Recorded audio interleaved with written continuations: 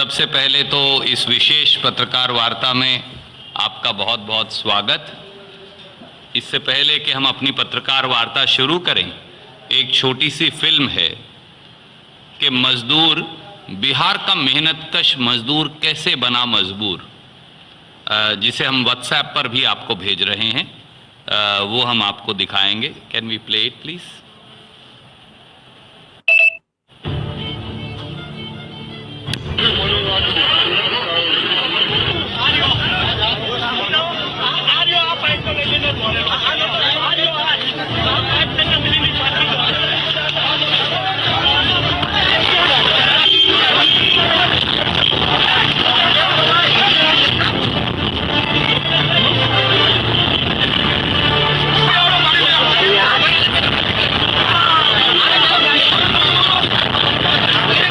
UP और बिहार आने वाले मजदूरों पर कुछ इस तरह बरसी है पुलिस की लाठियां। जी हाँ दोस्तों, जो लोग घर को आना चाहते हैं उन्हें इंतजाम नहीं किया जा रहा है और बदले में उन्हें इस तरह से दौड़ा दौड़ा कर पीटा जा रहा है।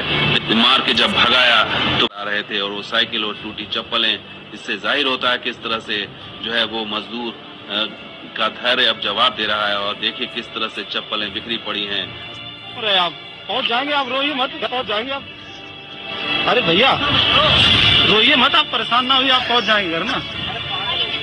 खा लीजिए, आप पहुंच जाएंगे, कोई बात नहीं, कोई दिक्कत नहीं होगी।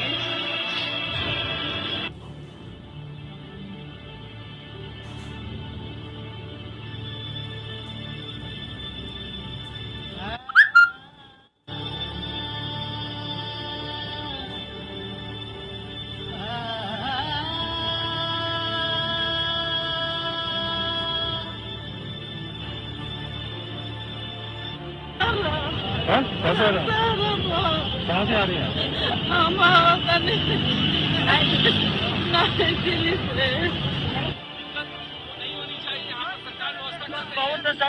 हमको सुविधा नहीं मिला है गाँव जाने का, तो हमको कल हम ये समय के पैदल छोड़ दीजिए, हम लोग जैसा भी चला जाए। एमपी वाले जो आ रहे हैं सब फटाफट जा रहे हैं, हम लोग बिहार के 5-5 दिन से यहाँ पर पड़े हैं, अभी तो हम जा ही नहीं रहे हैं।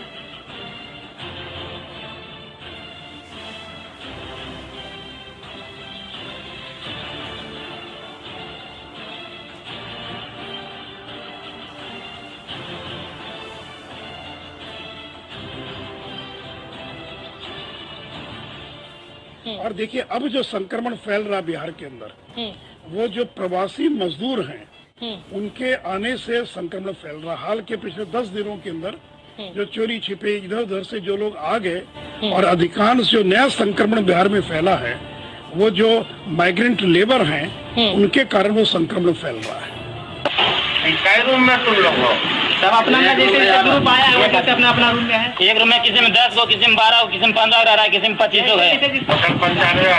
आप 10 साल इस एरिया के विधायक रहे थे, वो रोजगार नहीं दिए, इस गाँव को क्या इस एरिया को भी रह सकता है 200-300 लोग बाहर। बाबू जी तुमको पैदा किए, रोजगार दिए, जो जहाँ है वहीं रुके रहे। ADG law and order Amit Kumar ने राज्य के सभी जिला अधिकारी, एसएसपी, एसपी को चिट्ठी लिखी, जिसमें कहा कि कोरोना काल में जो मजदूर बिहार लौटे उनसे अपराध बढ़ने का खतरा है। लोगों को ये समझाया गया था कि भाई अभी आपको जहां है वहीं रहना चाहिए। आपको हम ये 4 तस्वीरें दिखा रहे हैं। देखिए कल रात ही 100 बसें रवाना हो गई थी। अब दूसरे खेप का इंतजार किया जा रहा है। जो फंसे हुए छात्र हैं वो राहत की सांस ले रहे हैं, लेकिन इस बीच बिहार सरकार ने एक तो मना कर दिया है। उन्होंने कहा है कि भाई हमारे छात्र यहाँ नहीं आएंगे और राजस्थान सरकार को भी लॉकडाउन का पालन करना चाहिए। तो बसों से ही लोग आएंगे, सामने का राज्य हमारे पास कहाँ बसें हैं कि इतने राज्यों से लोगों को आना है, तो जो लोग आएंगे तो वो राज्य सरकारें उसकी व्यवस्था करेंगी। आत्मनिर्भर भारत।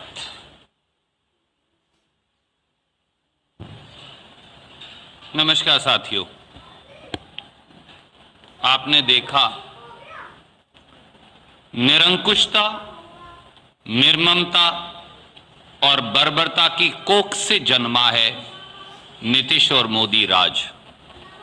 बिहार के मजदूरों की बेबसी, लाचारी और दर बदर की ठोकरें खाने की कहानी के कुछ चित्र आपने देखे। जब सारी संवेदनाएं दम तोड़ देती हैं, जब सारी उम्मीदें साथ छोड़ देती हैं, जब मेहनतकश मजदूरों से जिंदगी मुक्ति है, तब जो निरंकुशता, निर्ममता, बर्बरता की कोख से जन्म लेता है वो नीतीश और मोदी राज है। जब इतिहास लिखा जाएगा तो कहा जाएगा कि 21वीं सदी के भारत में दो ऐसे तानाशाह हुए जिन्होंने देश और बिहार के मजदूर भाइयों पर रोंगटे खड़े कर देने वाला बर्बर व्यवहार किया। आइए सिलसिलेवार जानते हैं कि बिहार के मेहनतकश मजदूरों की दुर्दशा की व्यथा। पहला, नीतीश की नाकारा सत्ता और पलायन को मजबूर मजदूर।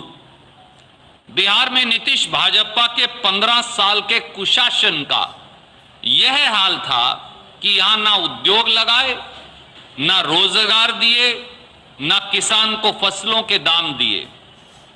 नतीजा यह है कि बिहार में 4 करोड़ 21 लाख लोग गरीबी की रेखा से नीचे जीने को मजबूर हैं। मजबूरी में काम की तलाश में बिहार से पलायन करके मजदूरों को दूसरे प्रांतों में जाना पड़ा।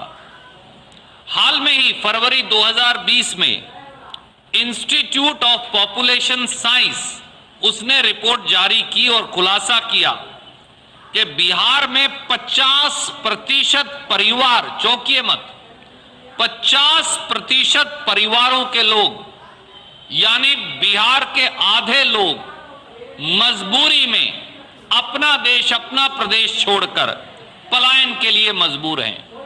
क्या में कोई ऐसा दूसरा प्रांत है? क्या आप सोच सकते हैं कि किसी प्रांत के आधे लोगों में से परिवार के एक सदस्य को पलायन के लिए मजबूर होना पड़े? और इनमें भी अधिकतर संख्या कोसी के इलाके की और सीमांचल के इलाके की। सर्वाधिक पलायन पूर्णिया, दरभंगा, कोसी, मुंगेर, तिरहट, सारण इस इलाके से है।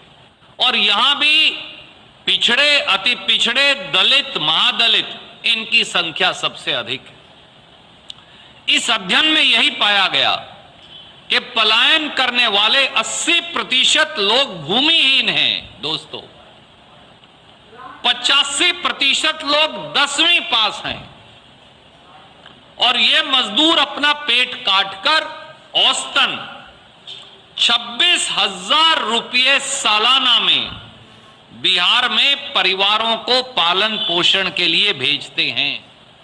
26,000 रुपया सालाना यानी मुश्किल से 2,200 रुपया माह।